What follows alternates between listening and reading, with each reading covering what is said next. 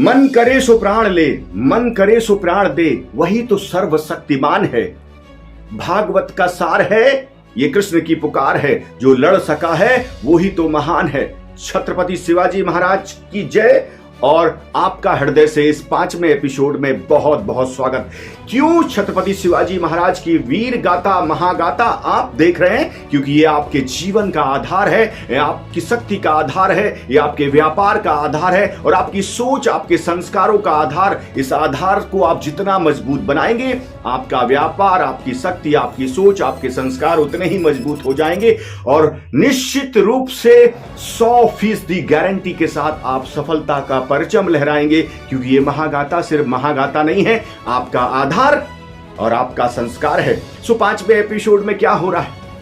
शिवाजी महाराज का जन्म हो चुका है और जीजा माँ को लग रहा है कि ना मायके से कोई है ना ससुराल से कोई है। और उसी समय पता चलता है कि उनकी सासू माँ उमाबाई आ चुकी हैं। और उमाबाई जैसे ही आती, विश्वास राव जी उनका स्वागत करते हैं, स्वागत के साथ अंदर लेके आते हैं। जीजा माँ को जैसे ही उमाबाई देखती हैं और कहती हैं, इस बालक का पिता कहाँ है? मेरा बेटा साहिब जी कहाँ है? वो कहती वो तो नहीं आ पाए हैं।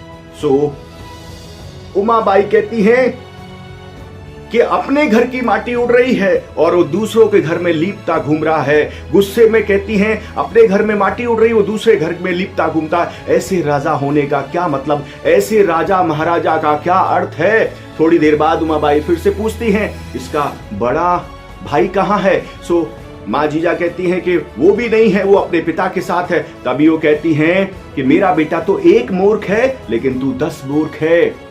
और इसके बाद हंसी मजाक शुरू हो जाता है। थोड़ी देर बाद यथार्थ महागाथा में जिस तरीके से जीजा माँ के आदर्शों का वर्णन हुआ है, मैं गर्व महसूस करता हूं। अपने संस्कारों, अपने विचारों, अपनी सोच के आधार पे वो अपने संस्कारों को परिलक्षित करती है। एक नारी शक्ति के ऐसे संस्कार वो अपनी सासू माँ से विनम्रता पूर्वक कहती हैं, हे माँ आप बताओ इसका नाम क्या रखें? आज नामकरण संस्कार है, इसका नाम क्या रखा जाए? उमाबाई उससे पूछती हैं, तूने क्या सोचा? जीजा माँ से पूछती है, तूने क्या सोचा? जीजा माँ कहती हैं कि शिवाबाई देवी से मनौती मांगी थी, मन्नत मांगी थी, तो मेरे मन में तो ऐसा आ रहा है कि इसका नाम शिवाजी रखा जाए।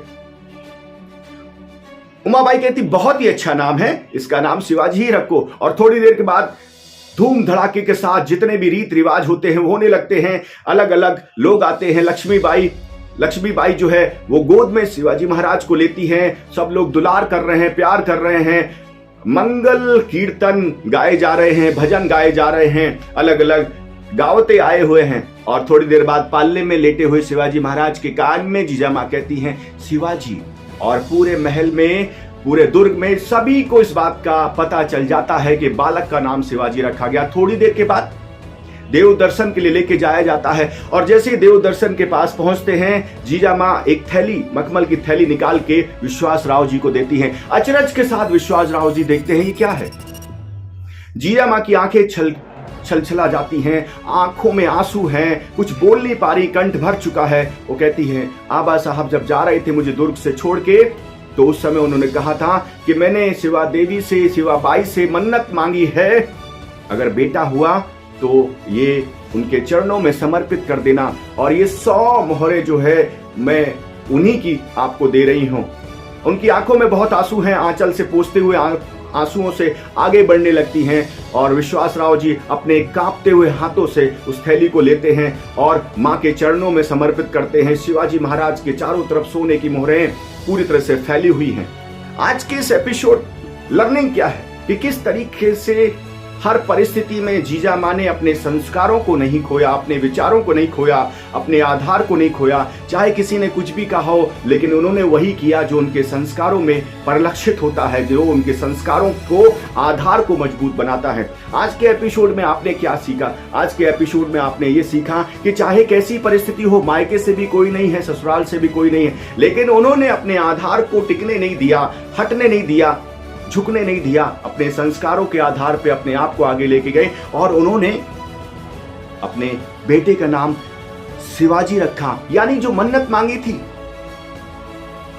शिवा देवी से, जो मन्नत मांगी थी, उस मन्नत के आधार पे उन्होंने ऐसा नाम रखा जो हमेशा इस बात का परिलक्षण कराए, हमेशा इस बात को आगे लेके जाए कि जिस देवी की कृपा से, ये दिव्य रूप उनकी गोद में आया है, वो निश्चित रूप से उन्हीं के नाम से इस ब्रह्मांड में, इस जगत में जाना जाए। आज के एपिसोड को जिस तरीके से आप सराह रहे हैं, देख रहे हैं, मेरे लिए गर्व की बात है। आज के एपिसोड में सिर्फ यहीं तक। आप सभी को हृदय से बहुत सारी शुभकामनाएं। अगर कोशिश कर सकते हैं तो ये वीडियो कम से कम 100 लोगों को भेजें, जिससे भारत का हर वो साथी छत्रपति शिवाजी महाराज की गाथा जो समझना चाहता है, सुनना चाहता है, वो भी अपने आधार को मजबूत बना सके। इन्हीं शुभकामनाओं के साथ थैंक यू सो मच।